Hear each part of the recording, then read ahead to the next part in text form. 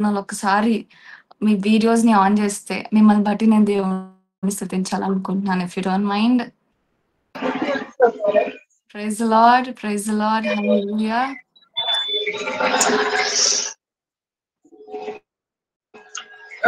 Praise the lord. Hallelujah. Thank you. Join అయిన మీ అందరికీ హృదయపూర్వకమైన వందనాలు. You can mute yourself. మీకు వీలుంటే వీడియోస్ ఆన్‌లో ఉంచండి. లేదు మాకు వీలు కాదక్క అనుకుంటే you can still listen to the word of God. మీరు వీడియోస్ ఆపేయొచ్చు. మీ ఇష్టం అది. That's totally fine.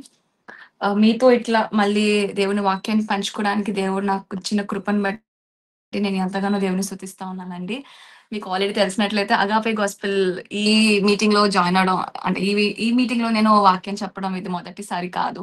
ఇంతకు ముందు కూడా ఒకసారి మీతో వాక్యం పంచుకునే కృపను దేవుడు నాకిచ్చాడు. ఎంతగానో సంతోషిస్తున్నాను. మళ్ళీ మీతో ఇట్లా మాట్లాడడానికి దేవుడు నాకిచ్చిన ఈ ధన్యతను బట్టి నేను ఎంతగానో దేవుడిని ఆరాధన చేస్తా ఉన్నాను. అయితే ఈరోజు నేను దేని గురించి మాట్లాడాలి ప్రభువా అని నేను ఆలోచిస్తా ఉన్నప్పుడు ఆహ్, మినిస్ట్రీ గురించి మాట్లాడాలనుకుంటున్నాను. మీలో ఎంతమంది అక్క నేను దేవుని పరిచర్య చేయాలనుకుంటున్నాను. దేవుడు నన్ను ఎన్నుకోవాలని నేను ఆశపడుతున్నాను. నేను ముందుకు వెళ్ళాలనుకుంటున్నాను. అనుకునే వాళ్ళు మీలో ఎంతమంది ఉన్నారు? దయచేసి can you please lift your hand or can you please react?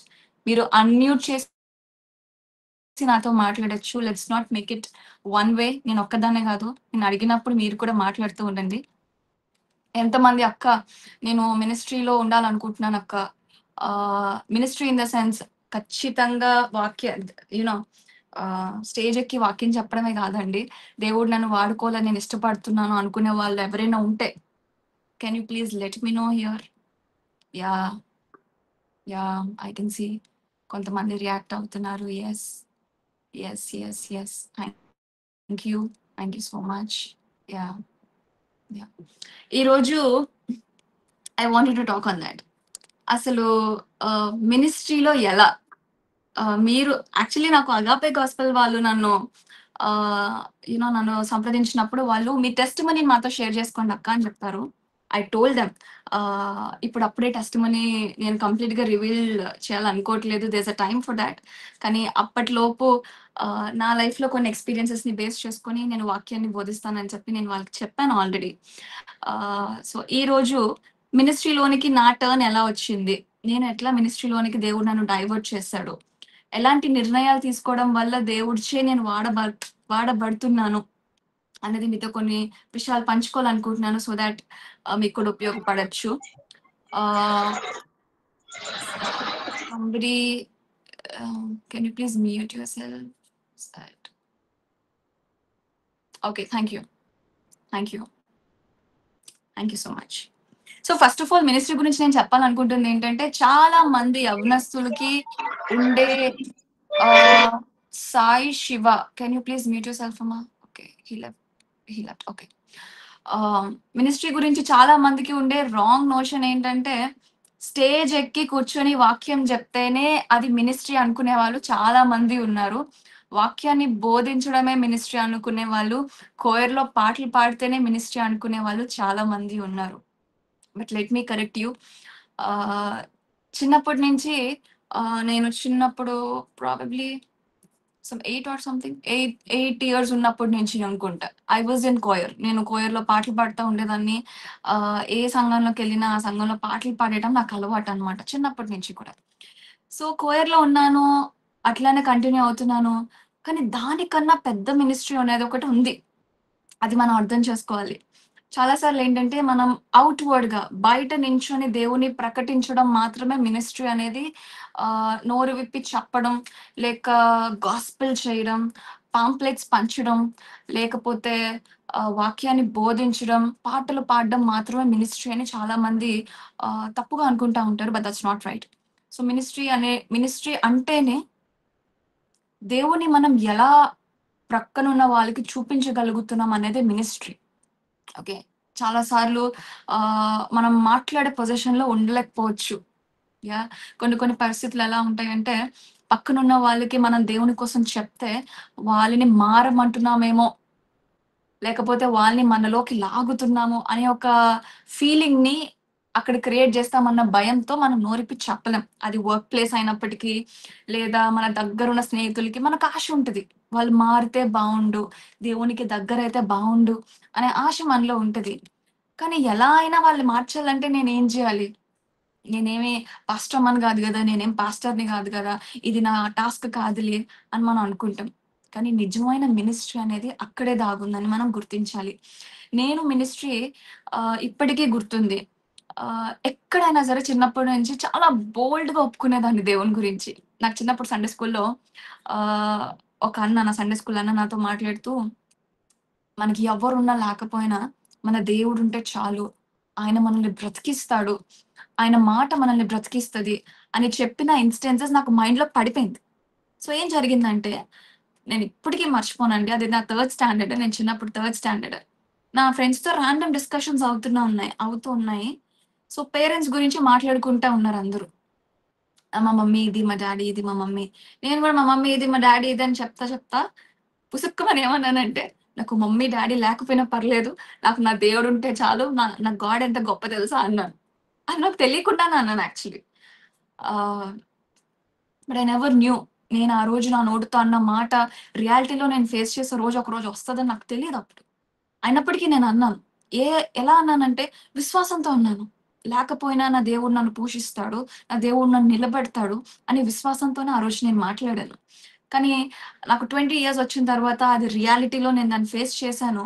ఏ విశ్వాసంతో అయితే అప్పుడు ఒప్పుకున్నానో, నా విశ్వాసాన్ని నా దేవుడు వమ్ముపరచలేదు. హల్లెలూయా! తండ్రి లేనప్పటికీ నా దేవుడు నన్ను విడిచిపెట్టలేదు. ఎందుకు ఈ విషయాన్ని జ్ఞాపకం చేస్తున్నానంటే, నాకెందుకు ఈ విషయం గుర్తుందంటే పెద్ద సీన్ అయిపోయింది. అది క్లాస్ టీచర్ దాకా ఎళ్ళింది. ప్రిన్సిపల్ దాకా ఎళ్ళింది.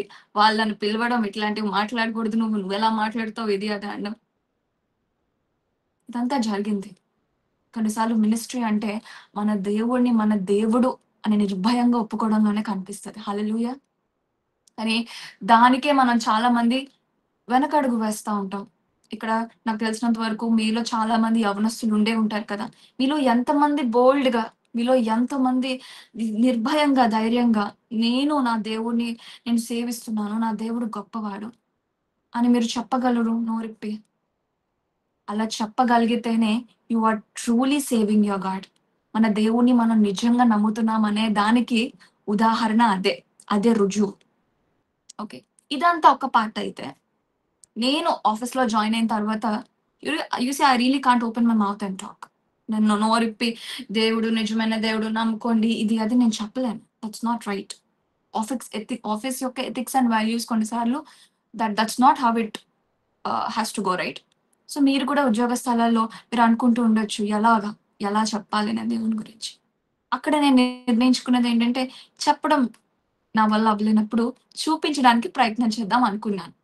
నా ఆఫీస్ టేబుల్ మీద నేను జాయిన్ అయిన రోజు నుంచి ఈ రోజు దాకా నా బైబిల్‌ని ఎప్పుడు నేను తీయలేదు. నా బైబిల్ అక్కడే ఉంటది. వచ్చేవారు ఖచ్చితంగా నాతో మాట్లాడే వారికి తెలుస్తది. నేనొక సాధారణమైన వ్యక్తిని కాదు. నేను క్రీస్తుని కలిగి ఉన్న వ్యక్తినని ఖచ్చితంగా చూపించడానికి నేను ప్రయత్నం చేస్తా. నా ఆఫీస్ టేబుల్ మీద ఖచ్చితంగా ఒక బైబిల్ ఉంటది. ఒకటి క్రీస్తును నేను క్రీస్తును అంగీకరించడానికి చూపించడం ఒకటి. 2 క్రీస్తుని అంగీకరించడం, క్రీస్తుని కలిగి ఉండడం 2 ఒకటి కాదు. క్రీస్తులా మనం జీవించినప్పుడే క్రీస్తును మనం కలిగి ఉన్నట్టు. హల్లెలూయా! క్రీస్తుని యాక్సెప్ట్ చేసిన వాళ్ళు మనలో చాలా మంది ఉండుండొచ్చు. కానీ క్రీస్తుని కలిగి ఉన్న వాళ్ళు మనలో చాలా తక్కువ మంది ఉన్నామేమో. నిజమైన మినిస్ట్రీ చేయాలనుకుంటున్నారా? క్రీస్తుని కలిగి ఉండడం నేర్చుకోండి. మనం ఎట్లా బిహేవ్ జేస్తున్నాం? ఆఫీస్‌లో మనం ఎవరితో ఎలా మాట్లాడుతున్నాం? స్కూల్‌లో అయినా, కాలేజ్‌లో అయినా ఎవరితో ఎలా మాట్లాడుతున్నాం? ఎవరి వల్లైనా మన హృదయం లేకపోతే ఏదైనా నొప్పించినప్పుడు, వాళ్ళు మనల్ని గాయపరిచినప్పుడు మన వైఖరి ఎలా ఉంటుంది? వాళ్ళని ప్రేమించగలుగుతున్నామా? ప్రేమగా వారిని అడ్రెస్ చేయగలుగుతున్నామా? అనే దాంట్లోనే క్రీస్తు కనిపిస్తారు. That is the true ministry. దేవుడిని మనం ఎంతగా చూపించగలుగుతున్నాం అనేదే మినిస్ట్రీ. నేను ఇప్పుడిప్పుడు నేను దేవుని పరిచర్యలో నేను స్టేజ్ ఎక్కి మాట్లాడడం ఇవన్నీ జరుగుతున్నాయి కానీ, ఇది జరగక ముందు నుంచే నేనెళ్ళిన ప్రతి చోట ఐ ఐ టేక్ కేర్. నా బిహేవియర్ ద్వారా నా దేవునికి అవమానం రాకూడదు అనేది ఐ టేక్ కేర్. అక్కడే సగం మినిస్ట్రీ అవుతది. కానీ నేనంటాను ఆల్రెడీ మాట్లాడుతున్నగా ఇప్పుడు జూమ్ మీటింగ్స్‌లోని, తర్వాత స్టేజెస్ మీద మాట్లాడ మాట్లాడుతున్న వ్యక్తిగా ఎక్స్‌పీరియన్స్‌డ్ వ్యక్తిగా నేను చెప్తున్నా. స్టేజ్ మీద నేను మాట్లాడే దానికన్నా స్టేజ్ కింద నా జీవితం చూసే చాలా మంది మారుంటారని నేను అనుకుంటున్నాను. అదే నిజమైన మినిస్ట్రీ.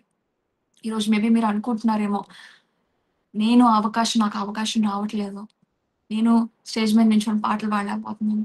నేను స్టేజ్ మీద నించొని వాక్యం చెప్పలేకపోతున్నాను అని మీలో ఎవరైనా అనుకున్నట్లయితే నేను చెప్తున్నాను. స్టేజ్ మీద మీరు చేసేదానికన్నా, స్టేజ్ కింద మీరు జీవించే జీవితాన్ని చూసి కొన్ని వేల మంది మారుతారు. కొన్ని వేల మంది ప్రభావితం అవుతారు. పర్సనల్ ఎక్స్‌పీరియన్స్‌తో నేను చెప్తున్నా. హల్లెలూయా! అయితే కొన్ని విషయాలు పర్టిక్యులర్‌గా దేవుడు నన్ను వాడుకోవాలి, దేవుడిచే నేను వాడబడాలి అని మనం అనుకున్నప్పుడు కొన్ని విషయాలు కొంచెం జాగ్రత్తగా మనం కీన్‌గా ఉండాల్సిన అవసరత ఉంది. ఏంటవి అనేది చూపించడానికి మాత్రమే ఈరోజు సర్మన్ నేను చెప్తున్నాను. సో, దయచేసి మిస్ అవ్వకుండా ప్రతి పాయింట్‌ని మీ దగ్గర నోట్ ప్యాడ్స్ ఉన్నా, లేకపోతే నోట్సెస్ ఉన్నా రాసుకోండి. దేవుని వాక్యాన్ని రాసుకున్నప్పుడు మన హృదయాల మీద అది ముద్రించబడతది. మర్చిపోకుండా ఉంటారు. ఓకేనా? సో, నేను దానియేలు గ్రంథంలో నుంచి నేను మీకు చూపించాలనుకుంటున్నాను. So, even before going into the sermon, దానియేలు గురించి మీకందరికీ తెలిసిందే. దానియేలు గ్రంథంలో నలుగురు ఇంపార్టెంట్ క్యారెక్టర్స్, మేబీ ఐదుగురని చెప్పొచ్చు రాజుతో కలిపి. ఎవరెవరు? దానియేలు, షడ్రక్, మెషక్, అబేద్నెగో. వీళ్ళు మనకు తెలుసు కదా! సో, వారి జీవితంలో దేవుడు వాళ్ళని బహుబలంగా వాడుకోవడం అనేది మనం చూస్తాం దానియేలు గ్రంథంలో. కానీ దేవుడు వారిని వాడుకోవడానికి వాళ్ళు ఎలాంటి ప్రిపరేషన్ కలిగి ఉన్నారని మనం గ్రహించుకున్నట్లయితే maybe that can help our lives to.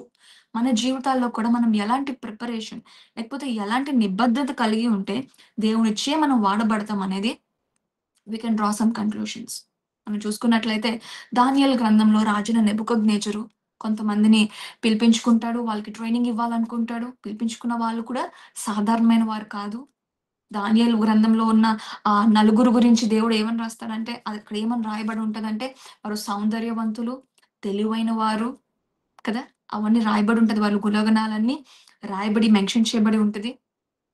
అయితే అటువంటి వారిని రాజు ఎన్నుకుంటాడు. ఎన్నుకొని మానేయలేదు కానీ రాజు ఏం చేస్తాడంటే ఇనీషియల్‌గా ఫస్ట్ వారికి ట్రైనింగ్ ఇచ్చేదానికన్నా ముందు ఈ నలుగురికి వాళ్ళ పేర్లు మారుస్తారు.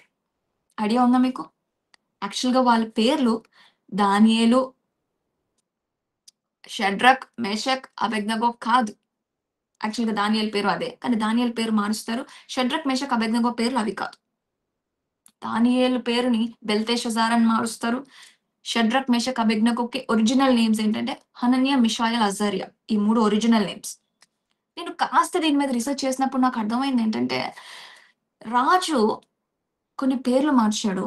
కానీ నిజానికి వారి పేర్లకు, వారి పేర్లు పరంగా వాళ్ళకొక అర్థం ఉంది. దానియేలు పేరుకు ఒక అర్థం ఉంది.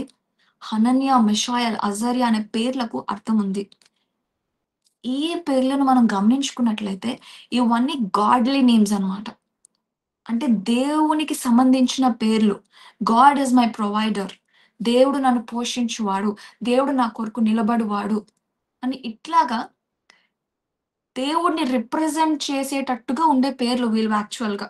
దానియేలు, హనన్యా, మిషాయల్, అజర్యా అని 4 పేర్లు దేవునికి సంబంధించిన పేర్లై ఉన్నాయి యాక్చువల్‌గా అయితే. కానీ రాజు వాటిని మారుస్తాడు కదా! బెల్తెషాజర్, షడ్రక్, మెషక్, అబేద్నెగో. నేను వీటి పేర్ల గురించి, ఆ పేర్ల యొక్క అర్థాన్ని గురించి నేను తెలుసుకున్నప్పుడు నాకు అర్థమైందేంటంటే, నేను తెలుసుకుందేంటంటే, రాజు ఏవైతే పేర్లు ఆ నలుగురికి పెట్టాడో, ఆ పేర్లన్నీ కూడా ఆ పర్టిక్యులర్ రీజియన్ యొక్క దేవతలు. నెబో అనేది ఒక దేవత. ఓకే. ఒక ఒక వాళ్ళు పూజించుకునే ఒక డెయిటీ అన్నమాట. సో, అటువంటి దేవతలు, దేవుళ్ళకి సంబంధించిన పేర్లను ఆ నలుగురికి ఇవ్వడం జరిగింది. సో, బేసికల్లీ రాజుని ఎదిరించే ధైర్యం, రాజు మాట కాదనే ఆ పొటెన్షియల్ అనేది ఆ నలుగురికి లేదు. ఎందుకంటే ఇక్కడ రాయబడి ఉంటది కదా! వాళ్ళు బాలురంట. అక్కడ తీసుకురాబడినప్పుడు ఆ నలుగురు కూడా బాలురు. ఓకే. ప్రాబబ్లీ మైనర్ అని మనం అనుకోవచ్చేమో. మన ఎరాలో మనం ఆలోచించుకున్నట్లయితే మైనర్స్‌గా మనం తీసుకోవచ్చేమో. ఏజ్‌ని ఎక్కడ స్పెసిఫై చేయలేదు బైబిల్‌లో. కానీ బాలురు అని మాత్రం రాయబడుంది.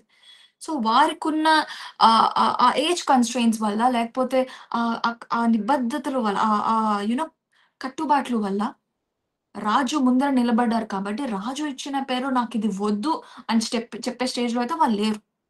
They had to take that. అది యాక్సెప్ట్ చేయాల్సొచ్చింది వాళ్ళు. ఓకే. అంతా బానే ఉంది. పేర్లు మార్చాడు. But can you see? పేరు మాత్రమే మారింది. స్వభావంలో మాత్రం ఎలాంటి మార్పు లేదు. హల్లెలూయా! వాళ్ళ ఒరిజినల్ నేమ్స్‌కి ఏదైతే అర్థం ఉందో, దేవుని పరంగా ఏదైతే వాళ్ళకి పేర్లివ్వబడ్డాయో, ఆ పేర్ల యొక్క అర్థాన్ని చివరి దాకా ఈ నలుగురు క్యారీ చేసుకుంటూనే వెళ్లారు. ఇక్కడ నేను చెప్పాలనుకుంటుంది పేర్ల గురించి కాదు నిజానికి. ట్యాగ్స్ గురించి. దేవుని పరిచర్యలో మీరు వాడబడాలని దేవుడిని మీరు అడుగుతున్నప్పటికీ, లోకం ఈరోజు మీకు ఏం పేర్లు పెట్టిందో నాకు తెలీదు. నీ వల్ల ఇది కాదు. నీకిది చేత కాదు. నువ్వు ముందుకు వెళ్ళలేవు అని రకరకాల పేర్లు మీకు లోకం పెట్టిందేమో. నువ్వు నత్తివాడివి. నువ్వేం చేయగలవు? అని లోకం మిమ్మల్ని అంటుందా? ఎందుకంటే మోషే అంతట మోషే అనుకున్నాడు కదా! నేను నత్తివాడిని ప్రభు నేనేం చేయగలను అని అనుకున్నాడు కదా! లేకపోతే లోకం కాదు మీకు మీరే అనుకుంటున్నారేమో. I don't know. మీకు మీరిచ్చుకునే ట్యాగులు గాని, లోకం మీకిచ్చే ట్యాగ్స్ గాని మిమ్మల్ని డిఫైన్ చేయరు. ఎందుకంటే దేవుడు దేన్నైనా, ఎలా అయినా వాడుకోగలడు. హల్లెలూయా! మీరు వాడబడాలనే ఆశను కలిగి ఉండండి. దేవుడి దగ్గర ఒబీడియన్స్ కలిగి ఉండండి. ఆయనే మిమ్మల్ని బహుగా వాడుకుంటాడు. వీరి పేర్లు మార్చబడ్డాయి. కానీ వీరి స్వభావం అనేది అక్కడ మార్చబడలేదు. వీళ్ళ పేర్లు లోకాన్ని రిప్రజెంట్ చేసేగా ఆ రాజు మార్చాడు. కానీ ఆ పేర్లు కలిగి ఉన్న వారు మాత్రం తమ హృదయంలో దేవుడిని నింపుకున్నారు. వాళ్ళ క్రియల్లో దేవుడినే చూపించారు. ఎందుకు ఈ విషయాన్ని నేను స్పెసిఫిక్‌గా చెప్తున్నానంటే, నేను మినిస్ట్రీలోకి కంప్లీట్‌గా రాకమునుపు నేను దేవుడిని వాక్య పరిచయం చేయకమునుపు యాక్చువల్‌గా నా పేరైతే మల్లిక. నా ఒరిజినల్ నేమ్ మల్లిక. తర్వాత ఒక ప్రవక్త నన్ను అనాయింట్ చేసినప్పుడు ఆ తర్వాత నాకొక పేరు ఇవ్వడం జరిగింది. జాస్లిన్ జరూషా అని నాకొక పేరు ఇవ్వడం జరిగింది. ఎప్పుడు కూడా నేను ఎలాంటి ఒక మైండ్‌సెట్‌తో ఉండేదాన్నంటే నా వల్ల కాదు. నేను చేయలేను. ఐయామ్ ఎ వీక్ పర్సన్ అని నేను అనుకునేదాన్ని. I'm week. నేను బలహీనురాలిని అని నేను అనుకుంటా ఉండేదాన్ని. ఎందుకంటే నేను చూడ్డానికి ఎక్స్‌ట్రోవర్ట్‌లా ఉంటాను గానీ, యాక్చువల్ మొమెంట్ వచ్చినప్పుడు నేను మాట్లాడలేను. నేను అనుకున్నది అనుకున్నట్టు అక్కడ చేయలేను. ఏది జరగదు. కాబట్టి నన్ను నేనెప్పుడూ తక్కువ అంచనా యేసుకొని చూసుకునేదాన్ని. కానీ తర్వాత దేవుడు నన్ను ఎన్నుకున్నాడు. దేవుడు నన్ను పిలుచుకున్నాడు. నేనిలా కాదు. దేవుడే తన కుమార్తెగా నన్ను ఎంచుకున్నప్పుడు నేనెందుకు తక్కువ చేసి చూసుకుంటున్నానని నాకు నేను అనుకోవడం మొదలుపెట్టాను. అప్పుడు I tried I tried searching the meanings of my names. Mallika అంటేనే దట్స్ ఫ్రేగ్రెన్స్ సువాసన. యాహ్! జాస్లిన్ అంటే gift from above. Gift from God. నిన్నొక బహుమతిగా నేనిచ్చాను. నువ్వు సువాసన వెదజల్లాలి. నా వాక్యాన్ని నువ్వు పంచాలి. నేను ఆ మీనింగ్‌ని అలా నేను తీసుకున్నాను. ఎప్పుడైతే నేను దాన్ని అలా తీసుకోవడం మొదలుపెట్టానో థింగ్స్ హావ్ చేంజ్డ్. అద్భుతమైన పేర్లు మీకందరికి ఇవ్వబడ్డాయి మీ తల్లిదండ్రులచే. లేదు నా పేరు లోక సంబంధమైన పేరక్క అని మీరు అనుకుంటారా? దేవుడు మిమ్మల్ని ఆల్రెడీ తన కుమారులుగా, కుమార్తెలుగా పిలుచుకున్నాను. నజరేయుడైన క్రీస్తు కుమార్తె అనే పేరు నీకుంది. నజరేయుడైన క్రీస్తు కుమారుడు అనే పేరు నీకుంది ఆల్రెడీ. ఆ పేరుని పెట్టుకున్నప్పుడు పేరుకు తగ్గ జీవితం కూడా మనం జీవించాలేమో కదా! మనకు ఆల్రెడీ దేవుడు ఒక ఐడెంటిటీ ఇచ్చినప్పుడు, ఆ ఐడెంటిటీలో నడవడం మనం నేర్చుకోవాలి. లోకం మనకి పెట్టిన పేర్లతో మనకి సంబంధం ఉండకూడదు. "ఏ నువ్వు పనికిరాని వాడివిరా" అని లోకం మనకి పేరు పెట్టినా దులుపు కూడా నేర్చుకోవాలి. నీ జీవితం అంతా నువ్విలా రోగిస్తులానే ఉంటావురా? నువ్వు అప్పుల్లోనే ఉంటావురా? నువ్విలానే ఉంటావు. నువ్వు అలానే ఉంటావు. అని లోకం నిన్ను కించపరిచే మాటలు మాట్లాడి నీ ఆత్మను కిందకి లాగాలనుకున్నప్పుడు నీకు నువ్వు గుర్తు చేసుకోవాలి. నా పేరిది కాదే. నేనిది కాదే. నేను నజరేయుడైన క్రీస్తు కుమారుడిని. నేను అలాగే బ్రతుకుతానని నీకు నువ్వు గుర్తు చేసుకోవడం నేర్చుకోవాలి. Things will change. ఎప్పుడైతే మన ఐడెంటిటీని మనం దేవుని దగ్గర మనం యూ నో ఐడెంటిటీని మనం తెలుసుకుంటామో, మనం అర్థం చేసుకుంటామో, మనకున్న అథారిటీని మనం అర్థం చేసుకుంటామో, బహుగా అందులో నడవడం మనం నేర్చుకుంటాం. హల్లెలూయా! రీసెంట్ టైమ్స్‌లో నాకు బాగా నా బాడీ బాగా వీక్ అయిపోయి, హెల్త్ బాగా అస్వస్థతకి నేను గురైనప్పుడు hmm. There was a friend of mine. ఒక ఒక ఒక స్నేహితు నాకొక ఫ్రెండ్ ఉన్నారనమాట. ఆ ఫ్రెండ్‌కి నేను కాల్ చేసి నేనన్నాను, నేను I am week. I am week అన్నాను నేను. నేను బలహీనురాలుగా అనిపిస్తుంది. నాకు బలహీనత అనిపిస్తుంది. ఐ యామ్ వీక్ అని అన్నాను నేను. You know what he said? I am అనే పదానికి వేరొక అర్థం ఉంది. ఐ యామ్ వీక్ అని నువ్వు అనకూడదు. అదేంటి ఐ యామ్ వీక్ అని నేనెందుకు అనకూడదు అని నేను అడిగాను తనని. అడిగితే తను ఒక అద్భుతమైన సమాధానం చెప్పాడు నాకు. దేవుడు వాక్యంలో ఏం చెప్పాడు? I am who I am. నేను నేనే. దానికి యాహ్వే ఐ యామ్ అనే పదానికి యాహ్వే అని అర్థం వస్తది. సో, ఐ యామ్ వీక్ అని నీకు నువ్వు చెప్పుకుంటున్నప్పుడు, యాహ్వే ఈస్ వీక్ అని నువ్వు చెప్తున్నట్టు. నీ దేవుడు వీక్ అని నువ్వు చెప్తున్నట్టు. ఐ యామ్ బ్రోక్ అని నువ్వు చెప్తున్నప్పుడు, నీ దేవుడు బ్రోక్ అని నువ్వు చెప్తున్నట్టు. ఐ యామ్ యూజ్‌లెస్ అని నువ్వు చెప్తున్నప్పుడు, నీ దేవుడు యూజ్‌లెస్ అని నువ్వు చెప్తున్నట్టు. ఐ యామ్ అంటే యాహ్వే. మన దేవుడు వీక్ కాదు కదా! మన దేవుడు బ్రోక్ కాదు కదా! మన దేవుడు అన్నిటిని జయించిన దేవుడు కదా! ఆ దేవుడిని మనం కలిగున్నప్పుడు ఎప్పుడు మన నోట్లోంచి I'm week, I'm broke, I'm nothing, I'm useless అనే మాటలే రాకూడదు. మీరు ఏదైనప్పటికీ, జనులు మిమ్మల్ని ఎలా పిలిచినప్పటికి, మిమ్మల్ని ఎలా తక్కువ చేసి చూస్తున్నప్పటికి, మిమ్మల్ని అసలు పనికిరాని వారిగానే చూస్తున్నప్పటికి, you tell them I am a woman of God. నేను దేవుని సొత్తుని. నేను దేవుని కుమార్తెని. నేను దేవుని కుమారుడిని. I'm strong. నేను బలం పొందుకుంటాను. నా శక్తి ద్వారా కాదు, ఆయన ఆత్మ ద్వారా అని గట్టిగా ప్రొక్లెయిమ్ చేసి చెప్పండి. బయట వారికి చెప్పండి. మీకు మీరు కూడా చెప్పుకోండి. హల్లెలూయా!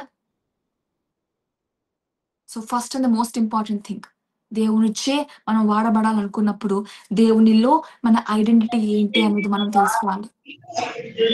మన ఐడెంటిటీ ఏంటి? ఆయన కుమార్తెలం, కుమారులం. అది మన ఐడెంటిటీ. ఆయనచే పిలువబడిన వారం, ఆయన సొత్తు. అది మన ఐడెంటిటీ. నిబ్బరం కలిగి ధైర్యంగా ఉండేవాళ్ళం. ఎప్పుడు అపజయాన్ని చూడలేని వాళ్ళం. అది మన ఐడెంటిటీ. మన ఐడెంటిటీతో మనకున్న ఐడెంటిటీతో మనం అయితే గెలుస్తాం. లేకపోతే గెలవడానికి ప్రిపేర్ అవుతాం. ఓటమనేది ఉండదు. నెవర్. అయితే గెలుస్తాం. లేకపోతే గెలవడానికి సిద్ధపడతాం. ఎప్పుడు ఇది మర్చిపోకండి. దేవునిచే వాడబడాలనుకున్న వాళ్ళు యూని నేను నేను అందుకే నేను ముందే చెప్పాను. స్టేజ్ ఎక్కడం మాత్రమే దేవునిచే వాడబడ్డం గాదు. ఒకళ్ళని క్రీస్తు వైపు నడిపించాలన్న ఆశ కలిగి మీ జీవితంతో, మీ జీవన శైలితో మార్చడం కూడా అదొక మినిస్ట్రీ అని నేను చెప్పాను. అందుకే ముందు చెప్పాను నేను. మీ ఐడెంటిటీని మీరు గ్రహించుకోండి. దాని యందు విశ్వాసం కలిగి ఉండండి. First and the most important thing. రెండోదిగా అదే అధ్యాయం. ఒకటే అధ్యాయంలోనే మనం ఆహ్, 8దో వచనంలో మనం చూసుకున్నట్లయితే ఇలా రాయబడి ఉంటది. మీ దగ్గర బైబిల్స్ ఉంటే మీరు ఓపెన్ చేసి చదివితే మంచిది. చూస్తే మంచిది. నేను వచనం చదువుతాను. రాజు భుజించిన భోజనము, పానమును చేయు ద్రాక్షరసమును పుచ్చుకొని, తాను అపవిత్ర పరచుకొనకూడదని దానియేలు ఉద్దేశించి, తాను అపవిత్రుడు కాకుండునట్లు వాని పుచ్చుకొనకుండా సెలవిమ్మని నపుంసకుల అధిపతిని వేడుకొనగా. నాకు ఆశ్చర్యం అనిపించిందేంటంటే, అసలు దేవుడిని కలిగి ఉన్న దానియేలు అసలు రాజు తినే భోజనంలో తింటే ఏమైపోతది? What can happen? అంత గొప్ప దేవుడిని కలిగి ఉన్నవాడు, ఆ భోజనంలో ఏమైనా మహిముందా? మీరనుకుంటున్నారా నిజంగా రాజు భోజనం తింటే దానియేలుకేమైనా అయిపోద్దని మీరనుకుంటున్నారా? నో. ఏం అవ్వదు. కానీ దానియేలు ఏం చెప్పాడంట? రాజు తినే భోజనం నుంచి వాళ్ళకి ప్రొవైడ్ చేస్తానని స్వయంగా రాజే చెప్పిన, ఆ నపుంసకుల అధిపతితో ఏమని చెప్పాడంట? ఆ భోజనం మాకొద్దు. ఒక సాధారణమైన భోజనమే పెట్టండి దట్స్ ఎనఫ్ అంటాడు. మీకక్కడ రిలక్టెన్స్ కనిపిస్తుందేమో, కానీ నాకు reluctance in the issue of God కనిపిస్తుంది. చిన్న విషయంలో గూడా దానియేలు చాలా పర్టిక్యులర్‌గా ఉన్నాడు. నాకది నిజంగా చాలా బాగా నచ్చింది. ఎందుకంటే అక్కడ రాజు పేర్లు మార్చినప్పుడు దానియేలు నోరిప్పి చెప్పలేకపోయాడు. కానీ భోజనం విషయం దగ్గర ఏముంది? దానియేలుకి he has an option. Option ఉంది. అపంచుకుల అధిపతితో మాట్లాడే ఒక ఆప్షన్ దానియేలుకుంది. ఆ చిన్న విషయంలో కూడా పర్టిక్యులర్‌గా ఉన్నాడు. ఎందుకంటే he didn't want to take the food of the king. అసలు దానియేలు అసలు రాజు భోజనం ఎందుకు తినకూడదు అనుకున్నాడు అనే దాని గురించి కూడా మనం ఆలోచించాలి. రాజు తెలుసు కదా! రాజు నెబుకద్నెజర్ రాజు. నెబుకద్నెజర్ గురించి కాస్త మనం తవ్వితే he is not a so called good king. చాలా యుద్ధాలు చేసాడు, గెలిచుండొచ్చు. కానీ ప్రైడ్ చాలా గర్విష్ఠైన వాడు ఈ నెబుకద్నెజరు. అక్కడున్న రకరకాల దేవుళ్ళు, దేవతలకి రకరకాల అర్పణలు అర్పించి, ఆ విగ్రహారాధనకి బాగా అందులో మునిగి తేలినోడనమాట మనోడు. ఈ రాజు. భయంకరమైన విగ్రహారాధన. దేవుని వాక్యం ఏం చెప్తుంది? విగ్రహారాధన తప్పు. నేను తప్ప వేరొక దేవుడు మీకు ఉండకూడదు. Look at Daniel. ఎంత పర్టిక్యులర్‌గా ఉన్నాడో తెలుసా? రాజు తినే భోజనంలో కూడా వి డోంట్ వాంట్ ఇట్. ఆ భోజనంలో మాకొద్దు. అది అసలు ఆ భోజనం గురించి ఎందుకన్నాడురా బాబు అని నాకనిపించినప్పుడు దేవుడు నాకు నూతన నిబంధనలో ఆయన చెప్పిన ఒక మాట నాకు గుర్తు చేశాడు. చాలా క్లియర్‌గా దేవుడు చెప్తాడు కదా! "మీ లోనికి వెళ్ళేది మిమ్మల్ని అపవిత్రపరచదు గానీ, మీ నుండి బయటకొచ్చేది ఏం చేస్తదంట మిమ్మల్ని అపవిత్రపరుస్తదట." మీరు తినే తిండి ఏది మిమ్మల్ని అపవిత్రపరచదు. కానీ లోపల నుండి యూ నో మగ్గిపోయి ఉంటది గదా! ఏంటది? కుళ్ళు, స్వార్థం, అసూయ అవన్నీ నిండిపోయి నోట్లోంచి ఒక మాటలు మాట్లాడతారే, "ఆ! నీకేనేంటి? మేము గ్రేటే. మాకిదుంది, మాకదుందని" ఆ గొప్పలు చెప్పే ఆ ప్రైడ్, ఎవరికైనా మేలు జరిగితే చూడలేని ఆ జెలసీ, ఆ కుళ్ళుతో, స్వార్థంతో మాట్లాడే మాటలు, అవే ఒక మనిషిని అపవిత్రపరుస్తాయి. అట్లాంటి బిహేవియర్ కలిగిన రాజున్నాడు. ఆ రాజు తినే తిండిలో కూడా నేను తినకూడదని నిర్ణయించుకున్నాడు దానియేలు. Hallelujah! He was very particular. దేవుని విషయంలో అది చిన్నదైనా చాలా పర్టిక్యులర్‌గా ఉన్నాడు. ఎందుకు ఈ విషయాన్ని జ్ఞాపకం చేస్తున్నానంటే, యవ్వనస్తుల వైఖరి ఎలా ఉంది ఈ రోజుల్లో? ఈ ఒక్క రీలే గదా! ఈ ఒక్క సినిమా పాటే గదా! ఈ ఒక్క సినిమాయే కదా! ఈ ఒక్క పాపమే కదా! ఈ ఒక్కసారే కదా! అని చాలా మంది నెగెటివ్ స్పిరిట్‌తో ఆపరేట్ జేస్తా ఉంటారు. ఇదొక్కటే గదా! చిన్నదే గదా! ఈ ఒక్క సిగరెటే గదా! ఈ ఒక్కసారి మందే గదా! నో! ఆ ఒక్కసారి కూడా ఎందుకు? చిన్న చిన్న విషయాల్లో పర్టిక్యులర్‌గా మనం లేకపోతే, దేవుని కొరకు పెద్ద విషయాల్లో ఎలా నిలబడతాం? ఒక సముద్రం ఉండాలన్నా, ఒక సముద్రం నిండాలన్నా దేనితో స్టార్ట్ అవుతది? ఒక చిన్న డ్రాప్‌తోనే స్టార్ట్ అవుతది గదా! ఒక చిన్న చుక్కతోనే స్టార్ట్ అవుతది కదా! దేవుని పరిచర్య విస్తారంగా చేయాలని మనం అనుకుంటాం. ఆ చిన్న డ్రాప్ విషయంలో, ఆ చిన్న విషయంలో పర్టిక్యులర్‌గా మనం నిలబడలేకపోతే ఎందుకు?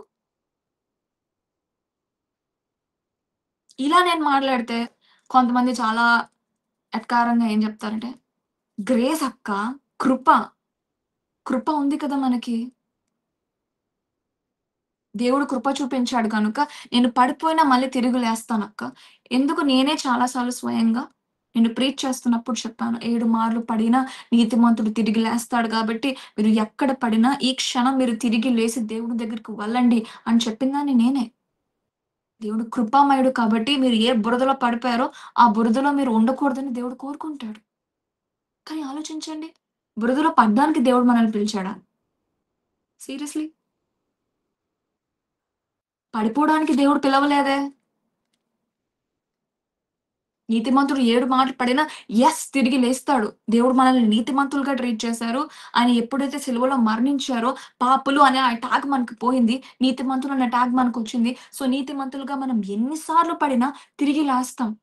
కానీ దేవుడు మనల్ని పడడానికి పిలవలేదు అని మనకు గుర్తుందా?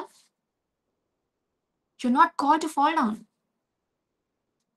మానవులం గనుక కొన్నిసార్లు తెలిసి తెలియక తప్పులు జరుగుతాయి. దేవుని సన్నిధానంలో ఒప్పుకొని వాటి నుండి మనం దూరం అయ్యి, దేవునికి దగ్గరవ్వడానికి ప్రయత్నించాలే తప్ప, అయ్యో! దేవుడు క్షమిస్తాడు గదా! ఏముందిలే అని పడిపోతే, పడిపోవడానికే మన క్రైస్తవ జీవితం నడిపించుకుంటా ఉంటే, నువ్వు ఎప్పుడు లెగిసేది? మళ్ళీ ఎప్పుడు నడిచేది? ఎందుకంటే మళ్ళీ కొన్ని రోజులు ఎలాగో పడిపోతావు. నువ్వు ఫిక్స్ అయ్యావు గదా! ఆల్రెడీ. పడిపోయినా లెగుస్తాను కాబట్టి, పడిపోయినా పర్లేదని ఫిక్స్ అయ్యావు కాబట్టి మళ్ళీ పడిపోతావు. ఇంకెలా దేవుడు వాడుకుంటాడు నిన్ను? How is that going to be possible? అవ్వదు గదా! ఇక్కడున్న కొంతమంది యవ్వనస్తులతో దేవుడు సూటిగా మాట్లాడుతున్నాడు ఈరోజు.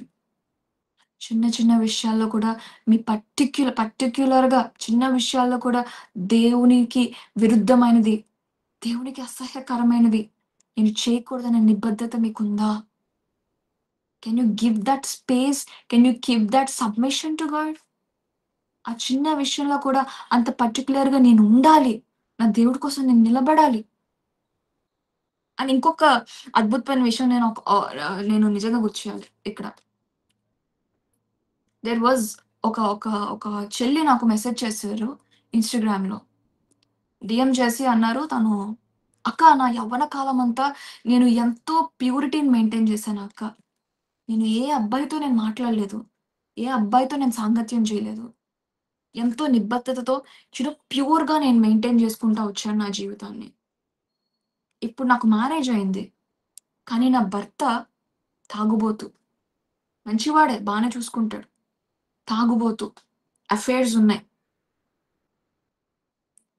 ఇదంతా చెప్పి ప్రార్థన చేయమని అడిగితే సంతోషంగా ప్రార్థన చేసి ఉండేదాన్ని ప్రభువా రిడీమ్ హర్ అని.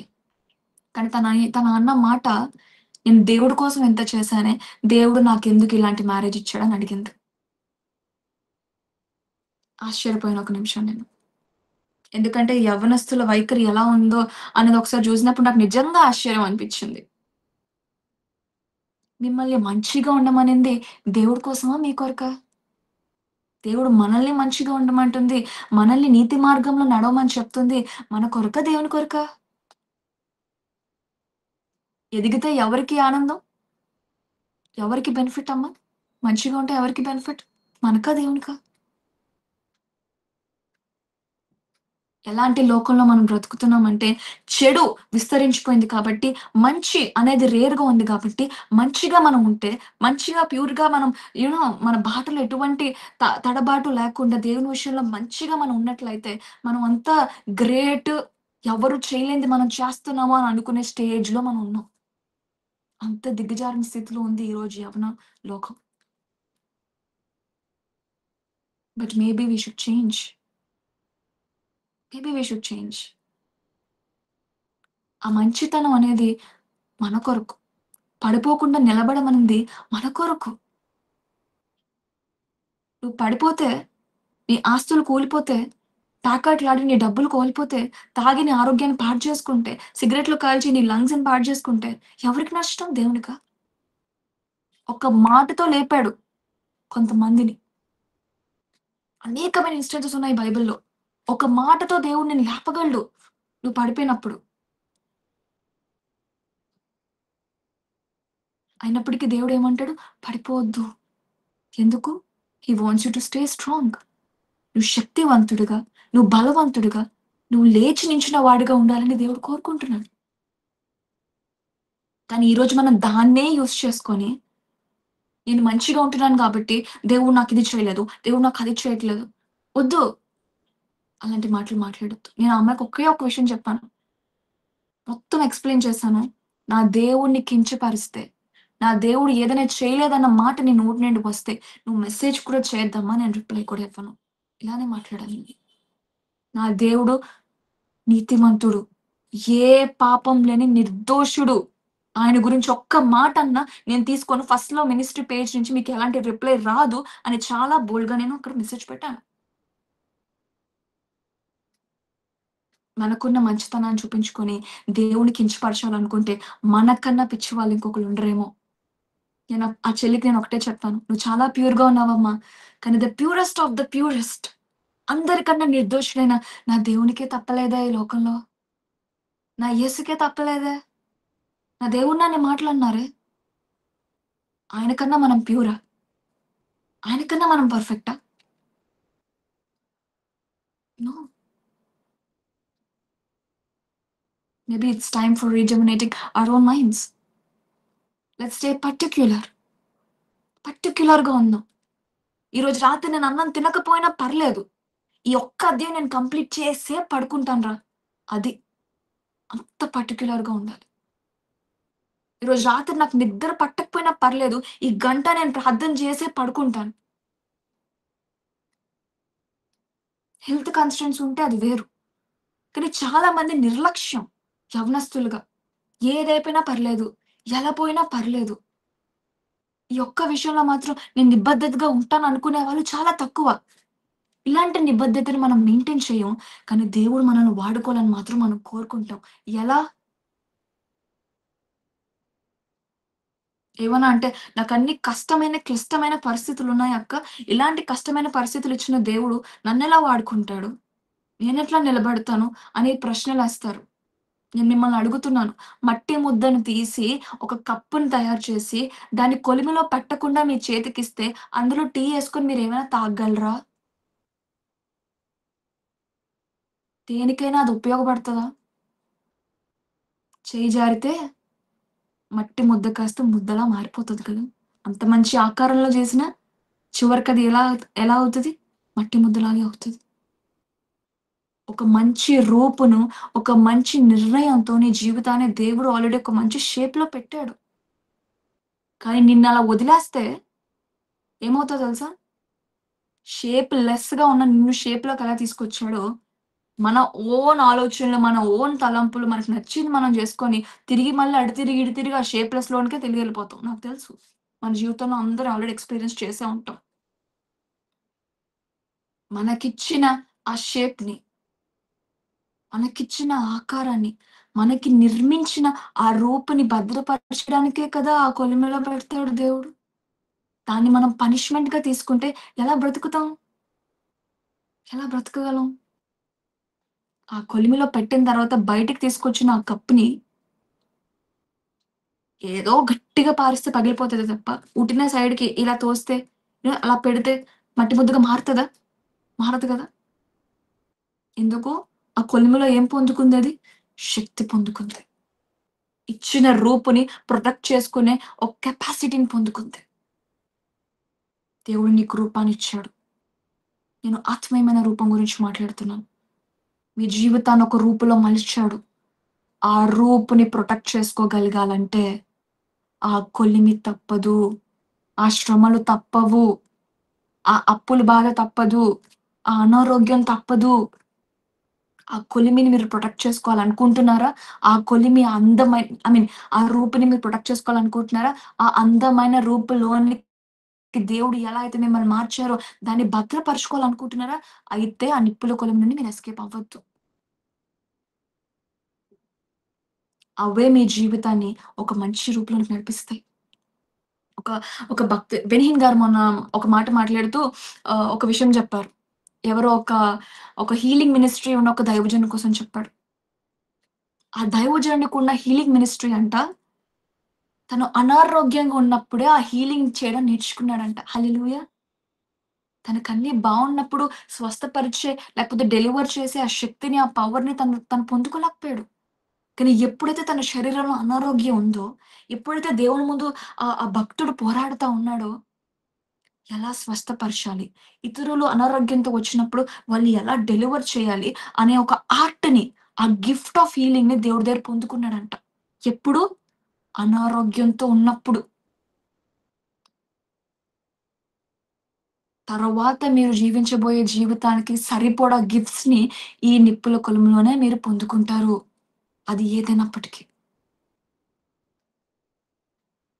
నేను ఇంతకు ముందు కూడా చాలా సార్లు నేను జ్ఞాపకం చేశాను. ఇప్పుడు కూడా నేను జ్ఞాపకం చేయాలనుకుంటున్నాను. ఈరోజు నేను ఫస్ట్ లవ్‌లో మాట్లాడే తీరు గాని, లేకపోతే నేను అడ్రెస్ చేయగలిగే కెపాసిటీని కానీ, ఒకప్పుడు ఒక నిప్పుల కొలను ఉండింది నాకు.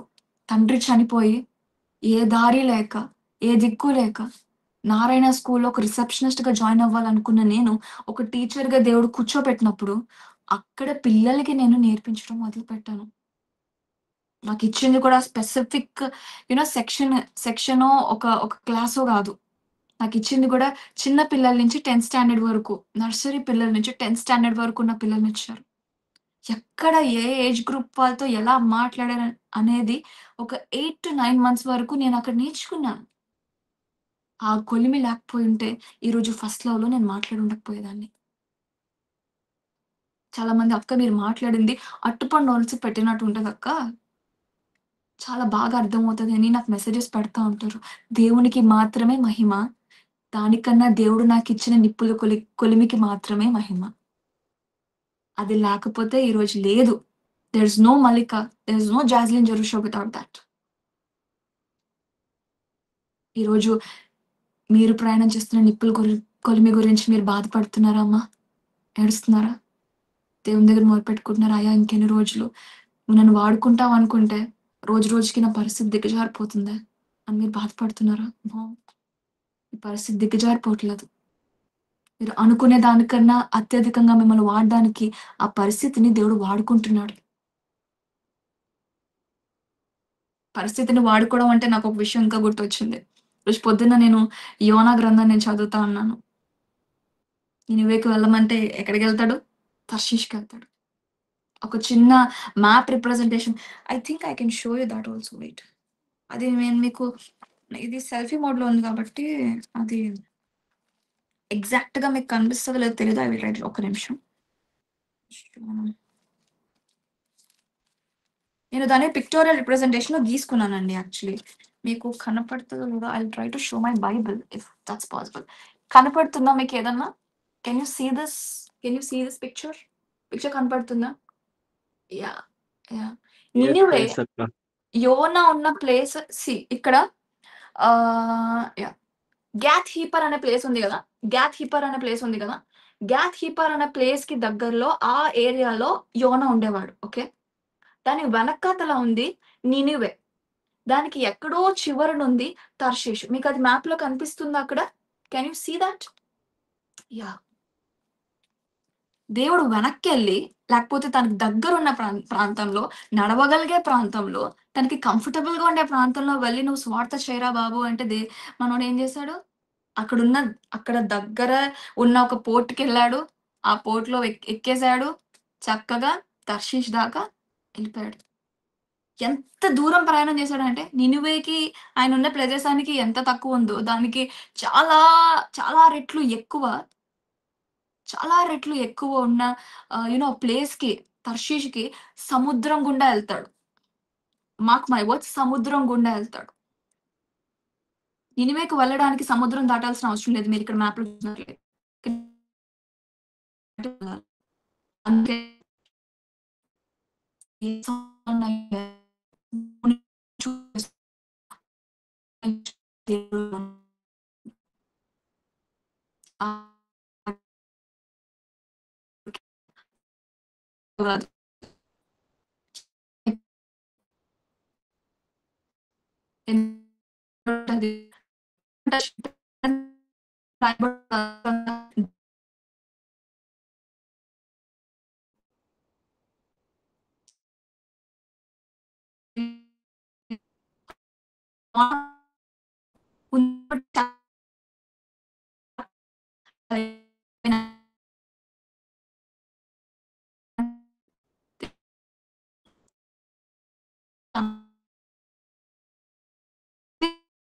చేశాను. నా వల్లే జరుగుతుంది. నన్నే మీరు పడేయండని తనంతట తానే చెప్తున్నాడు.